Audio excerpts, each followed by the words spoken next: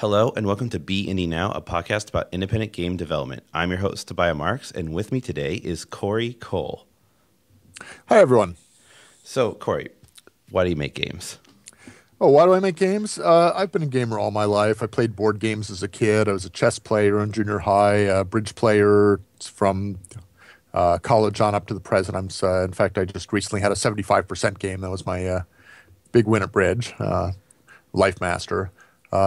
But my real experience was discovering Dungeons and Dragons in the 70s that I had, basically just gone to. I think I was traveling and read an advertisement about a game group that was playing this fantasy role-playing game thing called Dungeons and Dragons. So I said, well, that sounds interesting. Tried it out and loved it and got hooked on it. Everything kind of came out of that. Yeah, it's amazing how many different kinds of games have come out of Dungeons and Dragons, both from a mechanical stat point of view and a level point of view, and from just like the fantasy role-playing stuff that was mostly invented by Tolkien, but Dungeons and Dragons really gamified it and kind of gave the natural stats that is the cliche now in fantasy type games. Yeah. As far as computer games, my standard lecture used to be that adventure games and role-playing games on the computer both came out of D&D, it was because computers really couldn't handle all that much at the time. So the people that were more storytelling oriented went with the adventure games, and the people that were more combat and stats based went with the role-playing games. So that's when we did Quest for Glory, our goal was to merge those two genres and bring it back closer to the tabletop gaming. Makes sense. So when did you first start getting into computer games, like making them? Well, let's see. I played the Colossal Cave Adventure before I even started college. So that was way back. And in college, we had a thing called Play-Doh from the University of Illinois. And I got into that. And actually, if you look at kind of a who's who of game designers and developers from the 80s and 90s, you'll find an awful lot of them started out on Play-Doh. So that used the Amber plasma displays and was massively multiplayer, which is to say a few thousand people as opposed to a few million. Massive for the time, right?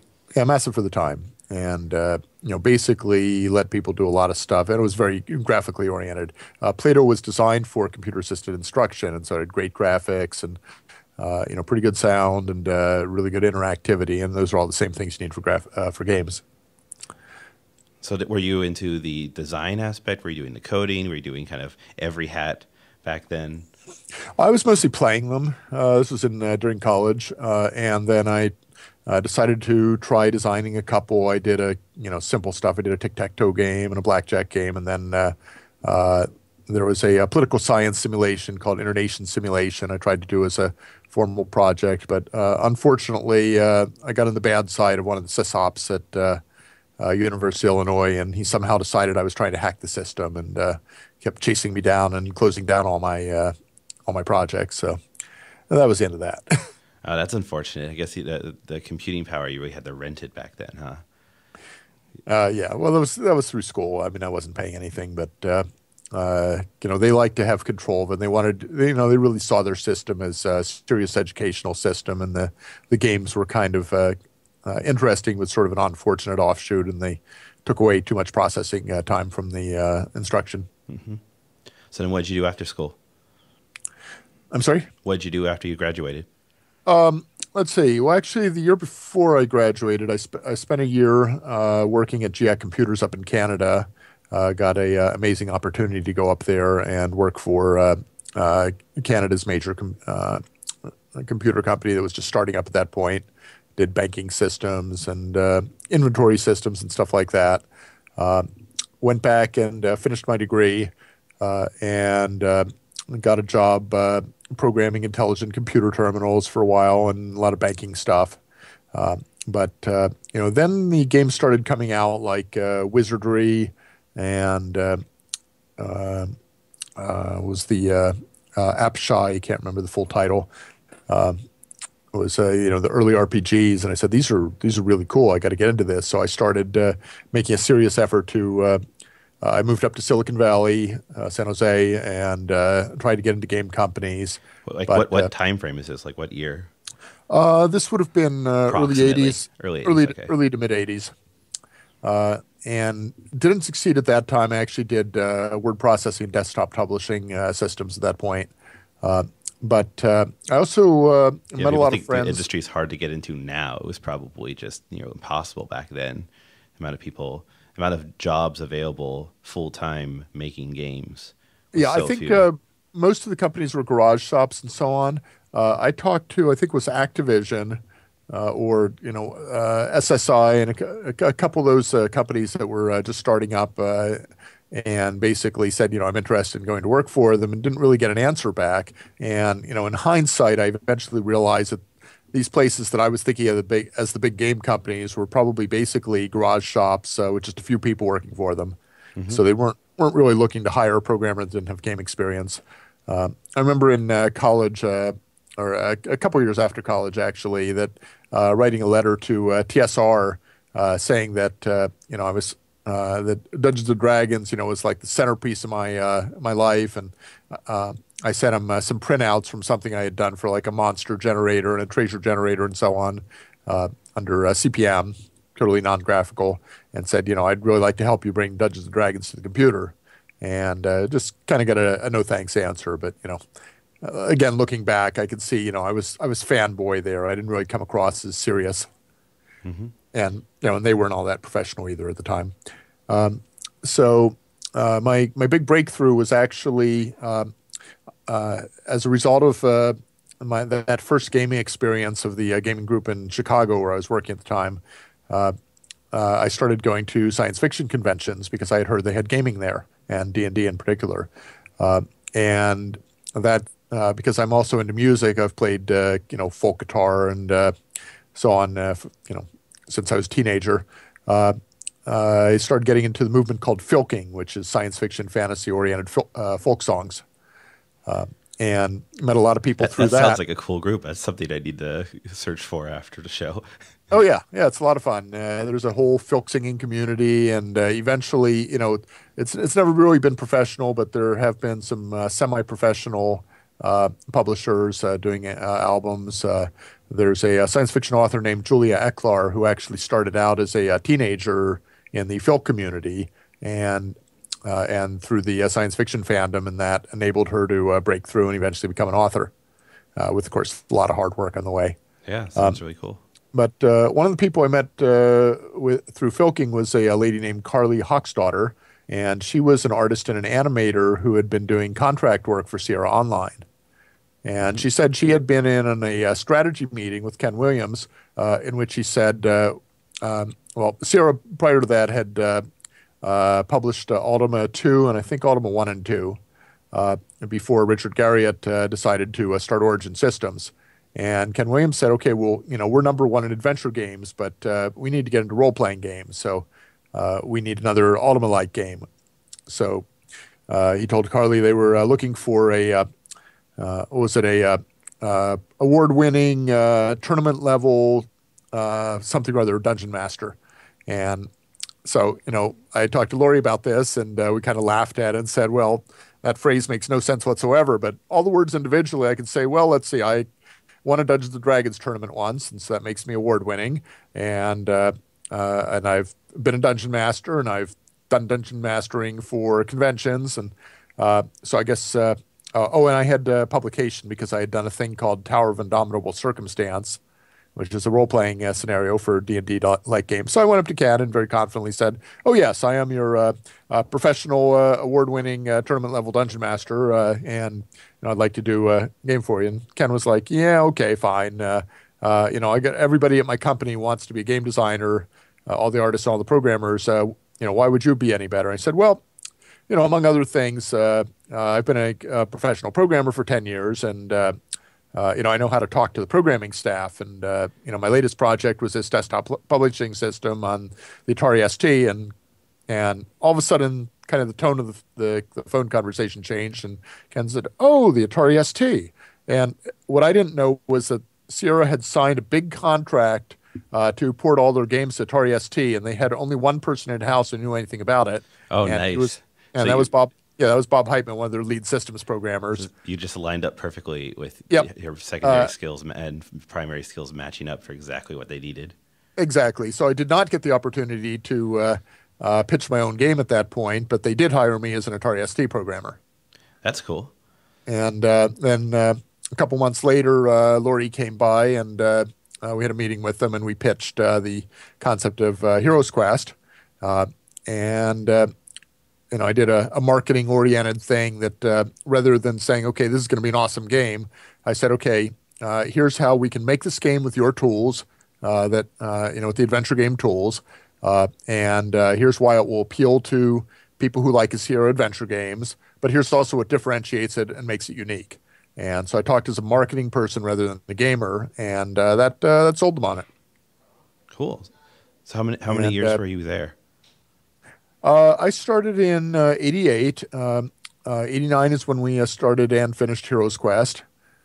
So we did that in the first year. And I actually left the company around '94. They had a big layoff, and we had just signed a 3-game contract with them, and did one game of the 3-game contract. And then they broke the contract and canceled it and fired half the company. Yeah, they went into some bad financial difficulties in the 90s. Yep. A lot of the sales went down. But a funny thing happened, which is the fan community got really active and started a massive letter writing campaign, and the internet was just starting to come into its own back then. So they did a massive email campaign, and Sierra was sitting there a couple years later saying, "Okay, we're ready to do another adventure game project, and we have these 2,000 letters from people demanding that we do another Quest for Glory." So they talked to Laurie. They actually talked to her first about a thing called The Realm, which is their attempt at online role-playing, and wanted to rebrand it as Quest for Glory World. And that kind of fell through. It really wasn't a good fit. But then they said, "Okay, well, why don't we do that Quest for Glory 5 that you guys started on 4 years ago?" And they hired Laurie, and then I actually went off and worked for another company for a few months, and then I was doing some contract work. But then I came in close to a year into the project, and we finished Quest for Glory 5. So all told, we were there from, with that time out, we were there for about 10 years, from '88 to '98. Cool. So then what happened after 98? What did you do then? Well, I worked for a startup company called Explorati. Actually, in between that time, I had worked for Legend Entertainment and did a game called Shannara, Laurie and I. And that was one where we actually opened up an office in Oakhurst and hired contractors to do all the art and programming on it. So that was actually very similar to what we're doing now with Hero U, except that it was all under contract to the publisher, Legend. But 98, 99, we worked with a company called Explorati that was trying to do massively online worlds that were not necessarily so much gaming as like an open world kind of thing, sort of like Second Life. It was like a predecessor to Second Life. And that was coming along. We had a big contract with Procter & Gamble. And then September 11, 2001 came by, and Procter & Gamble, or 2001, sorry, and Procter & Gamble was headquartered in the World Trade Center, and Airplane kind of hit their offices. Oh, wow, yeah. And so that company went away. Then I did online poker for a company called Jet Set Poker. And I worked very, very briefly for Take-Two Entertainment on their basketball games. That's not really my forte. Mm-hmm. So when did you start TransSolar? We actually started TransSolar in about 10 or 12 years ago. And we were going to do some game projects with that. We'd actually looked at doing something similar to Hero U. Back then we called it the School for Heroes. And we started up a website that was theschoolforheroes.com that let people kind of role play being real life heroes. And we gave them assignments depending on their pretest, whether they showed up as magic users or warriors or whatever. And this is like a web page kind of game.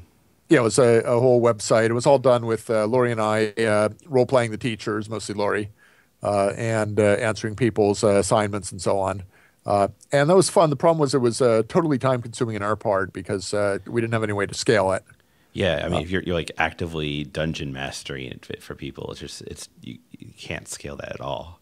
Yeah, we had 2 or 3 thousand students in there that we were answering questions for and stuff. And Wow, just two people handling that many. That's oh yeah, impressive. so that kind of the game that we were going to do ended up getting subsumed because we were spending all our time on the website. Um, but we did some preliminary design, shelved it. We started over again with Bob Heitman a few years later. We actually talked with Howard Sherman of Malinch Entertainment, and we were going to do it as a text-only adventure. And we decided we just didn't like the way it was coming out there. So this project has started and stopped 3 times. Hmm. And then Kickstarter came around, and people started, I started getting more and more people emailing us and calling us saying, "Hey, have you heard about this Kickstarter thing? And what about Kickstarter?" And then Double Fine Adventure was so successful that people said, "You got to do this." And we had done a little contract work for a company in Israel called Adventure Mob uh, on a project based on reggae music that got about a third of the way along before they ran out of money. And Oded Sharon for that said, let's work together and do a Kickstarter project. And we weren't so sure about that, but we talked to people and said, we got to do this. How many people were involved in TransSolar at the time when you were starting this Kickstarter? Well, at that point, it was just down to Lori and me. Hmm. And my son, Michael Cole, helped Otto out. He's a marketing person. He's a marketing director for a company. And he said, you guys really should do this. It's time to get active again. And stop playing games and start making them again. And kind of the call to action. And we said, we can do this. And so we had the seed. One of the things that people don't really realize about Kickstarter is that nobody goes up on Kickstarter cold and succeeds. Everybody that's up there is because they already have a community developed and they have a fan base and they have people that are looking for them. Yeah, it's really a tool to leverage that fan base than it is to necessarily build something from scratch. And even if you use it to build your fan base, it takes a lot of work beyond just, I throw up a page and then a community happened. It's all that outside marketing work has to be put to focus in that Kickstarter. Exactly. So we were not particularly active on Facebook, but at that point we started up a Facebook page to get a little publicity. What year was this Kickstarter? 2012? 2012, yeah. It was October, November of 2012. And the spring, I guess April or May, somewhere around there, had been the Double Fine Kickstarter, and then there was the Leisure Suit Larry and the Space Venture, which was the Space Quest people, Mm-hmm. and So Jane you have Jensen this with large Mobius. influx Yeah. of users who love old adventure games who are on Kickstarter and are now looking through projects to fund them because they, funded Double Fine as their first project. Exactly. So we had that. We had there was there at one point there were about 100 different fan sites specifically devoted to Quest for Glory, and there's still some 30 to 50 that are active. So we reached out to them. I sent them an email out to the people that had been in the School for Heroes and said, we're doing this thing, and then we launched the project. And I tried to make regular updates and so on, and we started having the media come to us. We did email about a couple of dozen different people who had written about Kickstarter projects in the past, and I, just was crazy busy for a month, answering questions, doing interviews, and talking about the game. So give me the pitch that was in the Kickstarter. What was the pitch of this version of Hero U? That's interesting because the original pitch, and actually, I left out one piece as to why we did it. So there's a guy named Andrew Golding, who's an independent indie developer down in Australia, near Melbourne. And Andrew had done a couple games. He did a game called Jolly Rover, which is very similar to Monkey Island, but with dogs as the characters. And he had done a puzzle game called MacGuffin's Curse. And we looked at MacGuffin's Curse and we said, it would be really fun to use this engine and do a roguelike game. Because, Rogue was one of my big influences, also getting into into computer gaming. And so we said, we'll do a roguelike game working with Andrew. And Michael, our son, said, you guys really should pitch this as a role-playing game. They're hot.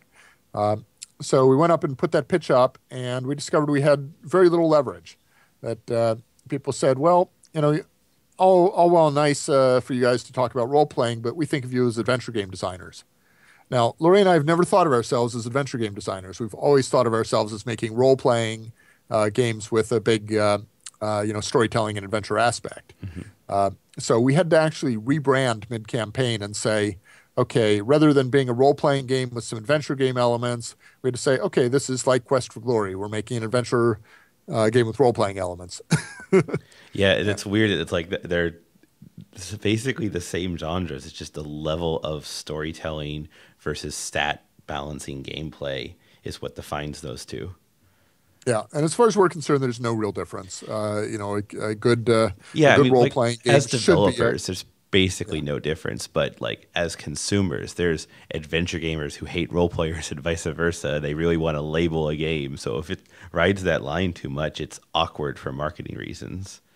So unfortunately, I think we hurt ourselves trying to build this as an adventure game, and we also hurt ourselves by saying, this will be based on the MacGuffin's Curse engine, because, from a developer standpoint, we know what the word engine means.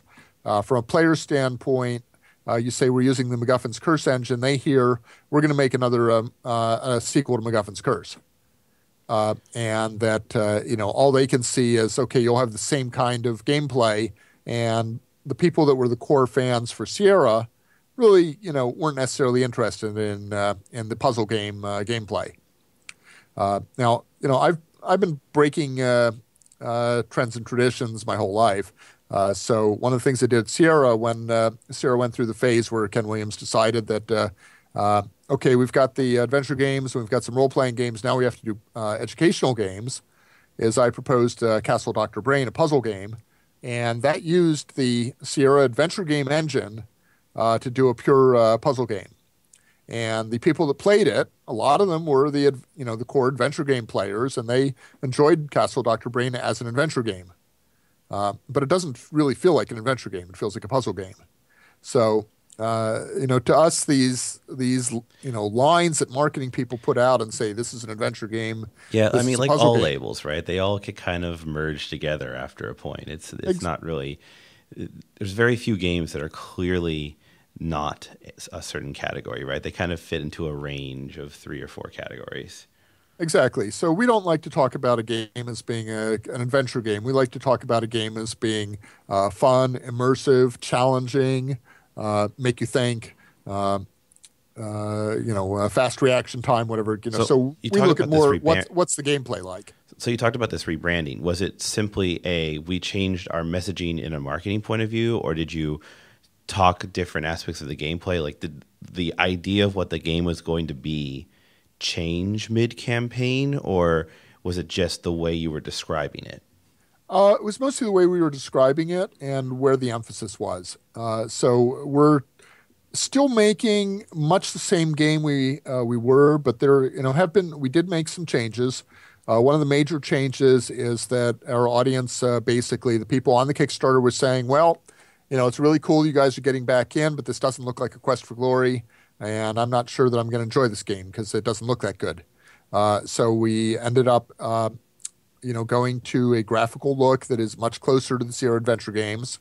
We were talking about a top-down 2D originally, then we went to isometric, and we are still isometric, but it's now very close to the Sierra Online adventure game look. We have much larger characters. When you think of an isometric game, you usually think of little tiny chess piece size pieces. Our camera is in much closer, so you're really in there on the action. We put in much more animation. About 6 months into the project, we realized that with all the changes we had made to the graphics, that we were having a very hard time getting qualified animators and getting good enough animation for it. So we ended up making the decision to put a major amount of money into, we're working with a company called Concept Art House that does just absolutely amazing work and turned our characters 3D. Oh, interesting. So are you going to have them do 3D and then convert them back into 2D sprites for the final game, or are you going to actually switch to a 3D engine? Well, we were in a 3D engine all along. We had decided very early on we were going to use Unity 3D. Oh, Uh, okay. and that was because MacGuffin's Curse was already, we were going to use Andrew's code base. And even after he dropped out of the project, for other commitments, he told us we were welcome to use his code. And as it happens, we ended up not using any of it. But by that point, we were committed to Unity. We hired Unity developers. Well, I mean, Unity's a solid choice. There's so many developers going to it right now. But we did discover that it's not a magic wand. That Unity is just so general purpose of an engine that if you say, okay, I want to do an adventure game or a role playing game under Unity, Yeah, you have to make it. It doesn't do a lot of that for you. I mean, it's good that it's broad enough that it can be done for so many different kinds of games, and it doesn't kind of force you to only make 3D shooter games. But you would have to build a lot of those tools yourself. exactly. And I think I had kind of forgotten the lesson at Sierra, which is they had put more than $1 million into the development engine before we even did the first Heroes Quest. And our game is vastly late according to what we originally told people. We originally thought we'd be out in October or November of 2013. But at that point, we were looking at doing effectively a chess game, in terms of display, that it was going to be a top-down board game approach, a roguelike game. Yeah, you had three dimensions. It's going to add at least another 6 months to and old your graphics. development It's at least we added at least a year. Honestly, a year sounds pretty reasonable for the kind of scope that you had. So we've been working most of the time. We have most of the programmers have been working almost entirely on the development engine. We have one programmer that is putting together game scenes, what Sierra called rooms, and is doing stuff. And then the artists, of course, have spent a couple months just doing the Kickstarter fulfillment of we promised a lot of backers that we would have their portraits in the game and stuff like that. So it's just all these things take enormous amounts of time. And as a result, our incredible $400,000 that we pulled in Kickstarter, which turns out to about $250,000 actually into the development budget, turned out to kind of be just a start. Yeah, I'm actually glad that you brought that up. I wanted to ask about how that 400K breaks down, because people all the time see these large numbers on Kickstarter and they think, oh man, that developer's rich now. They just got 3 million. And it's like, actually, it might be like half that. And after all of the rewards fulfillments, even as simple as just shipping costs to thousands of backers, adds up quick. Yeah. So our breakdown basically, there's 9% off the top, and that's 5% Kickstarter fees and 4% credit card processing fees. Runs between 4 and 5, but I think it averages about 4%. So 9% off the top. We had run into some debt putting together the Kickstarter campaign. So we had about $30,000 that we needed to repay things that we did in order to set up the Kickstarter and people that had helped us build it and stuff. Let's see. We have about $75,000 allocated to fulfilling the rewards that we promised people. Are these like just physical rewards, or are you also budgeting in like the artist time to make all the in-game portraits? Yeah, that's including artist time. Okay. So somewhere between 75 and 100,000 when you consider all the artist time. So that's 36, 75. So that's 150,000 off. So that's there's about $250,000 left, Which is still a good amount of money. But you consider how many people you're hiring for over a year, like 2 years now, actually getting close to before the game's coming out. That's actually like very, very little money. Is it enough for you guys to do it just with that, or are you having to take outside sources as well? Absolutely not. And I was very worried and panicked about this until I suddenly realized that the name of the site is not Kick Finisher, it's Kickstarter. Yeah, definitely. You're going to have sales as soon as it's finished. Your entire purchase base was not the people who pre-purchased 2 years ago. Yeah, but even along the line, we can use that money to start the project and get it well along. And then we have a lot of other options. We could be talking to a publisher, which is what Jane Jensen did with her company. We did talk to some media investors, and we found out that they are horrendously expensive. We would have been basically paying, giving out about 50% of the company in order to, get effectively the equivalent of a 1-year loan. we said, well, that's ridiculous. Yeah, that is a bad deal right there. Not in the Uh, Kickstarter age. yeah, so we looked at bank loans, and they all said, well, if you got 2 years of history of income, then we'll do it. And of course, as a startup, we don't have any of that.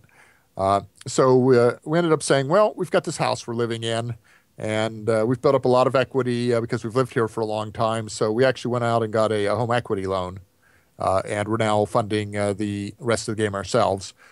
We also have on our website, which is www.hero-u.net, we have pre-sales of the game, and we also have some merchandise that was left over from the Kickstarter that's collectible toys and T-shirts and so on that we're selling there. Man, that is really touchy. So you're literally betting the house on this project. Absolutely. And you know what? It's not a problem for us because, uh, it took us a while to decide we were going to do this, but once we decided to do it, we're 100% committed.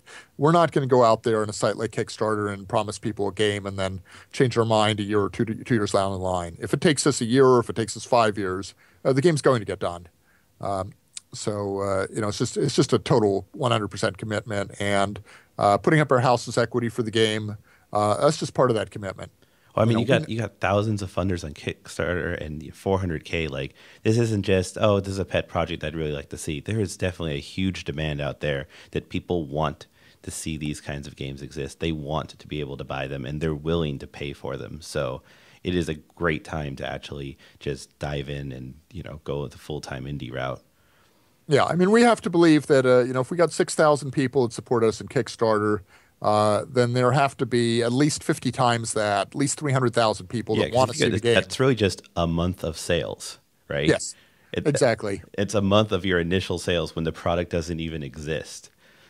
So So those people, very bravely supported us when we had nothing other than, sketches and a concept, and we're going to come through for them. that's great. So anyway, what was it? Oh, so 250,000. Let's look at where that goes. The last job I had as a programmer, I made 110,000 a year plus bonuses and royalties. So 250,000 will hire two programmers for a year, and that's actually why Andrew had to go on to other projects is because he is a very successful contract programmer, and he makes considerably more than that every year, and So we would have had to take half of our entire budget in order to hire him for full time for a year, and we said we Yeah, can't afford to do that. good programmers go for a lot because it's really hard to find someone who knows what they're talking about, is good and like willing to work for it. So that's why there's contract programmers. I don't want to disc all cheap contract programmers. I've actually hired a few that have had low rates and they've still been good. But getting someone full time who's really invested in the project is going to cost you a lot. Yeah, and the way we've solved that, first of all, it's very hard to find qualified people. We had a number of people offer to work on the project, but problem is we couldn't really afford to pay them as anything like a normal programmer salary. So we started out with three programmers we brought on. One of them was just really we paid him a full-time salary. And we immediately saw 1/6 of the entire project budget went to that one programmer, and it just wasn't justified. So we had to drop him. But we have now three programmers that are completely committed, but they're part-time. Two of them have other full-time work.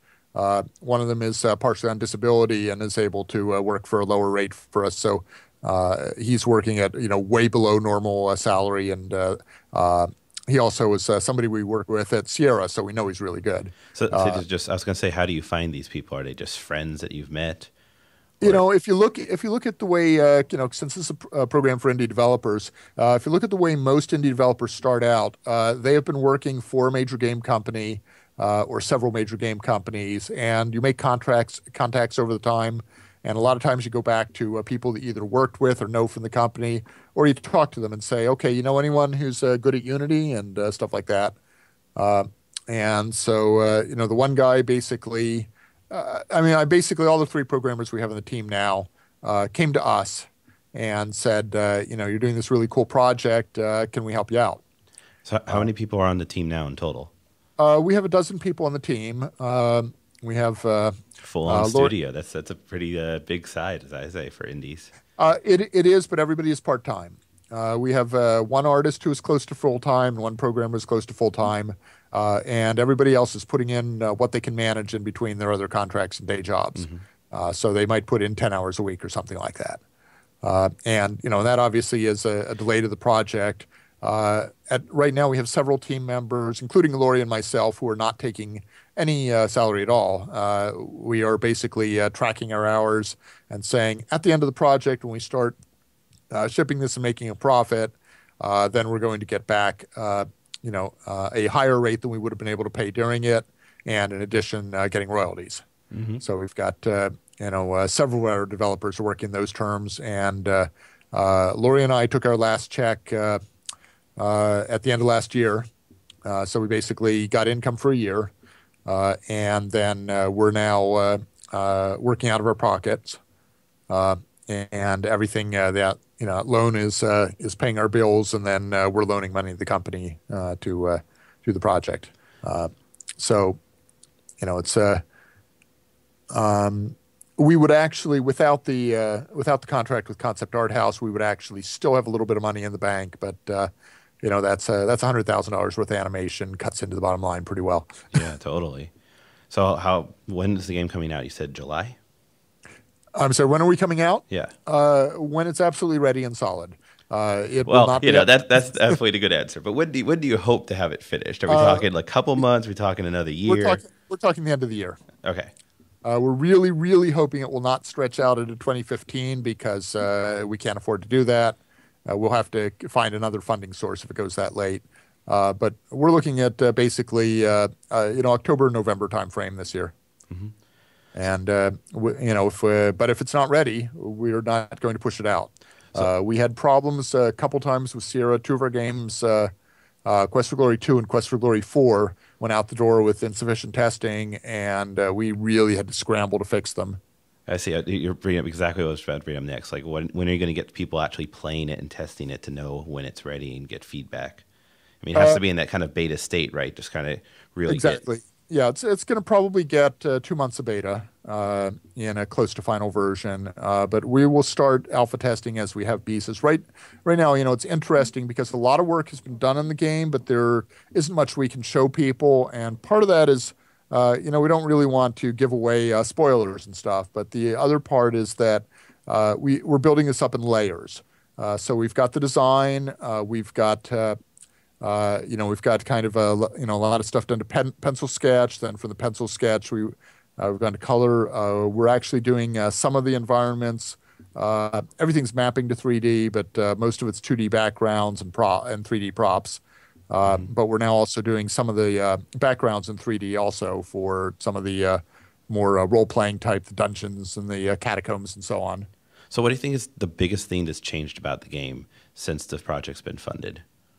Well, the scope is tremendously larger. It's it's basically double or triple the game that it started out to be. Graphically, I would say is the biggest change that we're going to massive use of 3D graphics, a lot of character work, and it's just when you fight a monster, you're going to be there. You're really going to feel immersed because the monsters are 3D, and it's just so it's just basically graphics and scope is where the extra time and cost has gone. And then right now, I've been also I started up a corporation to do it, and it turns out that eats up enormous amounts of my time. In fact, I made a little mistake in taxes that I'm trying to get the IRS to forgive me on right now. So, oh yeah, totally. I tell a lot of people that, like, when you start a company making games, maybe 20% of your work is making games, and the 80% is just dealing with business stuff, with marketing, with meeting with people, with dealing with taxes and finances and all those other issues. That you have to. People underestimate how much work that takes. It's doable, and everyone can do it, but you can't just ignore it. Yeah. Also, crowdfunding is an ongoing commitment. So you don't stop your, at the day your Kickstarter closes is not when you stop having to do work in that. So yeah, absolutely. You got to keep talking to them. Yeah, every month I would post an update. Lori, in between, posts a blog on our website, so we show off some of the new graphics and talk about what's going on with the game and so on. Have you done So any it's big good. marketing pushes besides just like reaching out to your backers? Have you tried to get, press about the game and show people previews or anything like that? No, I'm actually holding off on most of that. I really don't want to. I think it's premature to do that. I think that when we have things in a more solid state, then we'll and we're close to release. I think the last 3 months before release, we'll start doing a major marketing push. Makes sense. What about contests or awards? Like if you're trying to go for the end of the year, are you trying to make that like GDC IGF submission date? I want to say it's like October every year. They usually have that cutoff point. We've put, oh, I wouldn't quite say zero, but very close to zero thought into that sort of thing. It's a lot of that stuff's out there, but I think it's better to look at that when we have at least a solid beta of the game. Then we can start saying, okay, where can we start showcasing this? Hmm. And we're also the other part of the commitment is this isn't just one game. We've said this is going to be a 5 game series. We're committed to that, and we'll be doing other games after that. So, the painful part is getting that first engine up and Yeah, because you build up getting your the basic tools and stuff. your platform, and you spend all this time just getting that system ready, and now you can actually start getting, implementing art and gameplay, and all of the stuff that people are actually going to see that can change in the next version much more easily now that you've built it up. Yeah, I mean, I was just absolutely shocked because we thought we were going to have a solid one-room demo of the game in July or August of last year, and just basically kept stretching on and getting bits and pieces and couldn't quite get it to final. We finally ended up pushing that out around October or November. So I guess we did hit our October date by shipping the demo then. But we got a lot of negative feedback on it. People said, "Oh well, we've got these flat characters don't look realistic, and I don't like the interface and stuff like that." And just even putting anything out there at all, Yeah, you know, you're hesitant people are because they'll expecting. they'll judge you early and they'll want polish because people don't understand how games are made at all. Yeah, they hear the word demo and they think that a demo is a polished subset of the final game, which is, if you've got a AAA publisher, they are literally having $50 million budgets for games now. Oh yeah, Uh, easily. or or let's say a smaller AAA game is $25 million. That is literally 100 times our initial Kickstarter budget. And so they can afford to devote a room full of 5 or 6 people to do absolutely nothing but working on a playable demo. Uh, and that's just a tiny little part of their game. And we're working on a much smaller budget and trying to make a beautiful, very fun to play game. And it's everybody's tied up in that. Yeah, it's very Uh, interesting that like with the Kickstarter era, there's a lot more visibility into how the sausage is made and how games are developed. And gamers are slowly starting to get more aware how stuff works. I remember Vlambeer was talking at GDC this year at the the Indie Games Summit. What was it called? Nuclear Throne, I think is their game that they're developing in public and they're streaming it as they're developing it. And they said that they would get comments about like they're coding the bullet system in, and people would say, "Oh wow, I didn't realize so much work had to go into a game to make bullets." They uh, just thought it was like add bullets, and then they just start working. Like they didn't think about how stuff was coded because they don't have any idea how software works. They don't have any idea how stuff is programmed. So that well, whole thought. yeah, Unity can kind of fool you into that because the Unity you can throw together Yeah, you a you could do some prototype of a game in no awesome. time at all. Yeah, you could easily like make a 3D shooter game live on stage in Unity, in 20 minutes. I've seen it done, but people will see that and they just think like all developments like that. It's like, well, yes and no, right? Like yes, that's specific there. It's a lot of the cooking show element. If you know exactly what you're doing and when you're doing it, and you have everything you need prepared ahead of time, things happen all magically, right? Yep.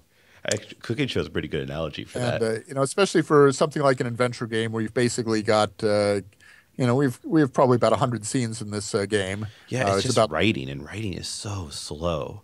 well, it's not just writing, but it's we've got to have the artist paint the backgrounds and the props for Hmm. every one of those rooms. They've all got to be a programmer puts them together, and we have one of the earliest rooms in the game that got put together by the programmer.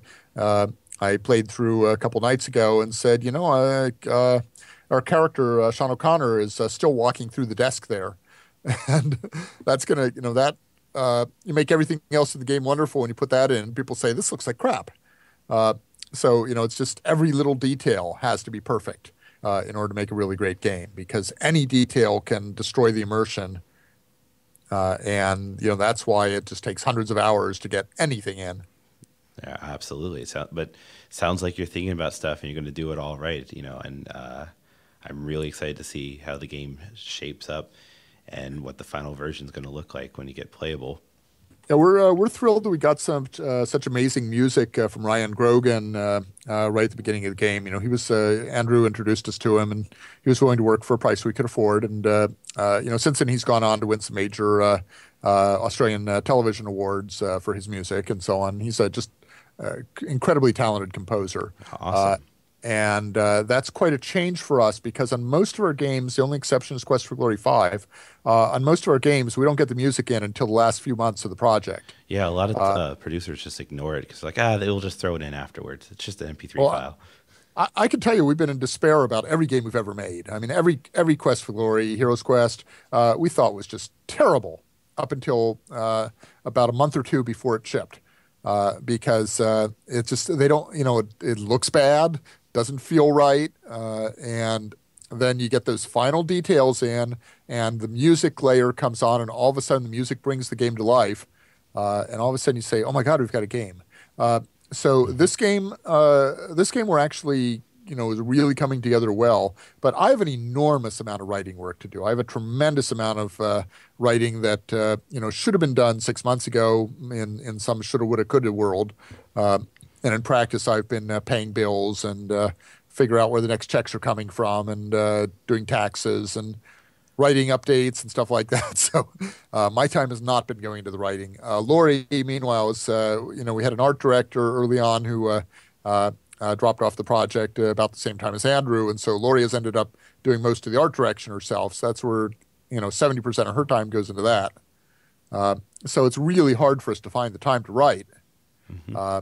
And in a way, that's not a bad thing because what's happening as a result is we're starting to get the art in and we're getting the layouts done, and so we actually have something to look at and something to give us a feeling so that the writing really makes sense with the visuals. Yeah, I can see that helping a lot. But it's funny because a lot of games, they bring the writers in at the very last minute too, and say, okay, write something for us, and they'll say, well, yeah, but we should have been in at the beginning helping craft the story. So in this case, we have been there since the beginning. So the story is crafted. We have a enormously detailed. We have 50 different major game events that go on through the course of it. It's a somewhat linear story in that sense, but there's a lot of room for variety as to how you actually play it. I'd like it kind of to the World of Warcraft experience where some people spend their entire time doing crafting and blacksmithing and so on. Some people spend their whole time questing. Other people spend their whole time raiding, and it's a different game to every one of them. This absolutely. Game, that's one of the strengths of RPGs is that you can easily kind of cater to those different players because there's so many different systems usually. Yeah, so in this game you can spend all your time socializing with people and pretty much ignore the dungeons. Or you can be going down there every night and, coming into class exhausted the next morning as you've spent half the night, chasing down monsters. You can, there's a mystery and intrigue to the game that you're trying to solve. So there's a lot of different ways to play this game. And we're, setting up a little bit of an achievement system similar to the, Xbox achievements and so on. And some other stuff that we have not done in games before. So it's, really a full-fledged, very, very complex project. Sounds great.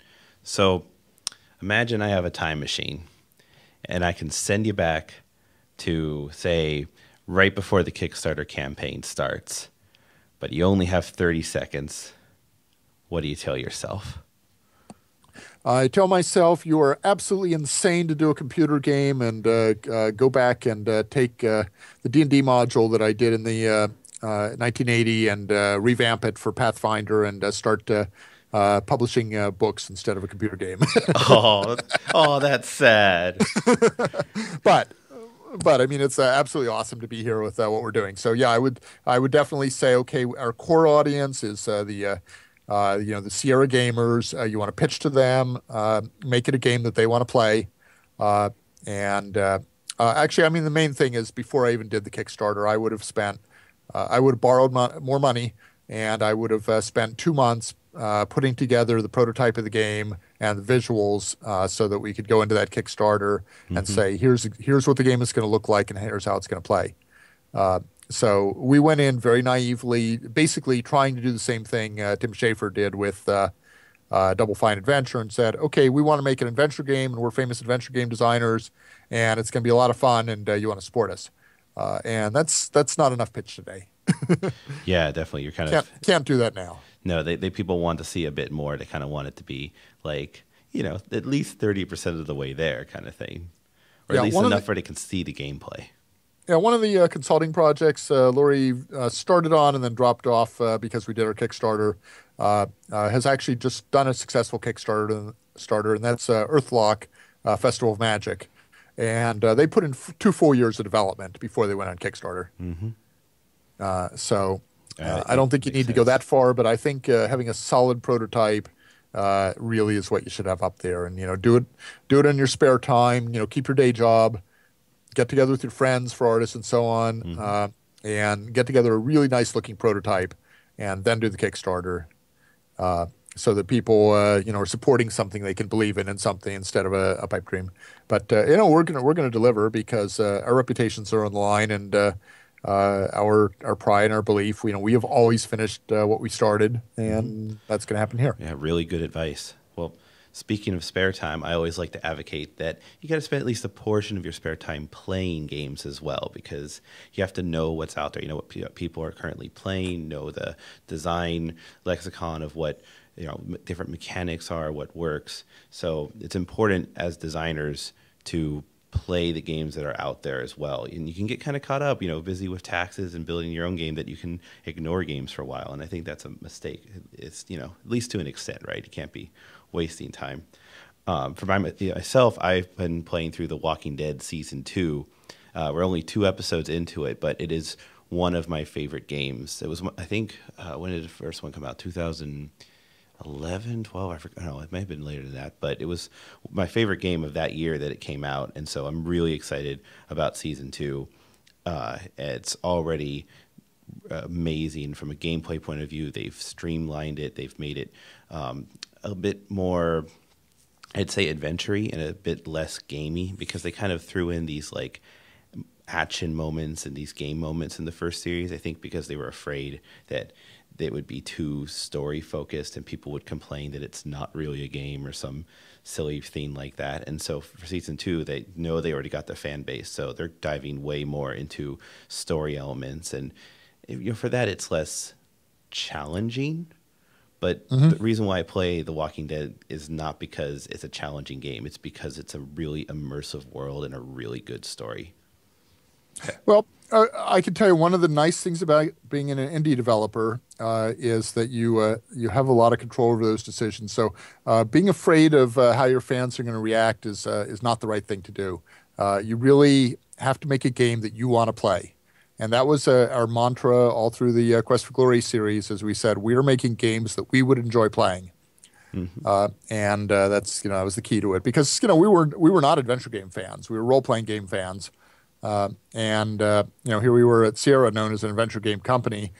We didn't want to make a King's Quest or a Police Quest. We wanted to make our type of game, and that's absolutely the case with Hero U. Is that if you make a game just based, if we had said, okay, we're changing over to be more of an adventure game because that's what our fans want, we wouldn't really have been into it. But we said, okay, they're right. This is the game that we should have announced in the first place, and this is really true to what we're trying to do and the stories we're trying to tell. So yeah, they're right. We should listen. Absolutely.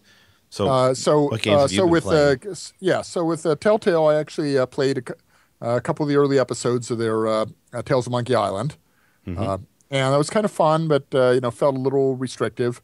Um, uh, Lori and I, off and on over the last 10 years, and we'd actually dropped it before the Kickstarter, but we've just done some more of it the last few months, is World of Warcraft. Just is the game that if we had been doing a multiplayer, Quest for Glory is the game we would have written. Yeah, I mean, I always hover back for my WoW account, right? I'll come back as soon as the new expansion's out. My account's canceled right now, but I'm going to be playing WoW for many more months in my life. It's just too good of game to ignore. Yeah, and that has a lot to do with relationships and who's in your guild and stuff like that. But it's also just different styles of gameplay for different people, and it can become very repetitive. It can become boring. So at that point, you have to start telling yourself that, okay, that's enough. Let's go on to something else. But all in all, they've done a really amazing job over the years. We played Star Wars: The Old Republic for about a year, and basically, Lori played every single character class and went through the character storyline, quest storyline for each character class. And that was, the part that really she enjoyed. And after that, she had no interest whatsoever in doing I don't recall what they call them, the operations. So kind of more of the end game stuff. Yeah, so she couldn't care less about the end game stuff, but the story is what you play it for. Doing a lot of reading, different, some of the, steampunk fiction's been coming out. But yeah, you definitely want to try a variety of games and things you wouldn't normally do. The MacGuffin's Curse, actually, Andrew sent us a copy, is why we played it originally. But that was just a really fun puzzle game, trying to figure out different ways of moving blocks around to get through the thing. Have you been trying those indie RPGs that have been getting more popular lately? Like pen and paper role-playing games that are designed to be played in one night as opposed to, building up a character and doing them over the course of months? Yeah, I don't know specifically. I've looked at a few of them, like the Dungeons of Dreadmore, and there's another one, the name of which I don't recall. They played a little bit of. We got the Crayon Dungeon or something like that, which is a roguelike game that is designed with very childish artwork and so on. That was actually kind of fun. But our frustration level isn't quite as good as it used to be. When we were playing Rogue. I played the game probably 500 times before I won the first time. And I was the first person at I was working at Olivetti at the time. I was the first person at the company to actually win the game. And I think that is an age thing, too, because there's a lot of young kids who will put thousands of hours into Minecraft. And, I like Minecraft, but I haven't put anywhere near the amount of hours as the average, say, 12-year-old Minecraft player, right? Not that you were 12 and you were playing Rogue, right? But just the younger you are, the more you're willing to just invest time. And, I'm 26 now, and I'm already getting to the point where it's like a game is over 10 hours. I'm sighing like, oh, man, really? I have to put that much time into this? Oh, I have to, for my gaming, I have to actually set a timer and say, okay, I will play for 2 hours, and when that timer goes off, I'll quit. Because otherwise I would be playing till 4 a.m. All the time. Oh, yeah, absolutely. When, during that period between Sierra stints, I worked a job where I actually did get into, I was playing Heroes of Might and Magic. And Heroes of Might and Magic 3, I think, had just come out. And I was literally playing till 4 a.m, and it was impacting my work performance. So I had to, I had to just stop that cold turkey. I took all my Heroes of Might and Magic games and put them into a box, labeled it Pure Evil, Do Not Touch. Yeah. And had my friend put it in his storage space. Only open it in case of emergencies. Yeah. So I eventually opened it again, and fortunately, it was mostly incompatible with the newer versions of Windows, so that was okay. All right, so where can people out there find more about Hero U? Okay, well, they definitely should go. First of all, you can go to the Kickstarter, which on Kickstarter.com, search for Hero-U. And it's Hero U Road to Redemption is the first of 5 games. And there's an updates tab on there where I keep people, and almost all of those are public. I only do a few that are backer only because I really want people to know what we're doing with the game. The other place to go is hero-u.net, N-E-T. And that's our website that has forums where people discuss the previous games and what's going on with Hero U. Lori posts a blog on there. that has some updates to what we're doing. We occasionally have humor, like she did an April Fool's Day blog a few weeks ago, and we also have a couple of stores in there. And we would, if people want to get some cool stuff, we've got a plush Meep toy. That there aren't any actual Meeps in Hero U. We have a new thing called a Quirk that's very similar. They're vaguely related to the Meeps in Quest for Glory. But yeah, we made a very limited run of a total of 1,000 Meeps that we've given away 650 or so of them so far, and we still have 300 in our garage. So we need people to buy Meeps and buy T-shirts, and they're ultra cute caps and stuff. And we also have a page on there for going to Humble Bundle. And the Humble Bundle people, they're absolutely awesome. They reached out to us and said, we would love you to be up on our site, and they helped us put together pages where people can pre-order the game. You'll currently get that original demo that we did back in November, and a couple music clips, and then I guess the video that we did for it. And we're going to be gradually adding in content so that whenever you go to your Humble Bundle page, you'll be able to get new music tracks and new art, and we're going to be putting a combat demo, all sorts of stuff. That sounds great. So go to www.hero-u.net and then just explore the site. Yeah, that sounds great. If you want to find more about me, you can go to my blog, tobiamarks.com, where I post articles that are hopefully interesting for indie developers to read, or you can just follow me on Twitter at tobiamarks. If you want to find more about the show, you can go to beindienow.com, where you have past shows, show notes, where there'll be a link to Hero U that you can just click if you are opposed to typing. You can also follow the show at beindienow on Twitter. Corey, thank you so much for being on the show. Oh, thank you for having us, Tobiah. And yeah, maybe we can get Lori on in the next one. We unfortunately only had me available this week. Yeah, absolutely. Get an update once the project's closer to release. Yeah, she'll give you more of the story side and the art side. Sounds great. So for everyone else out there, go out and make some games. Absolutely. Be true to your dreams.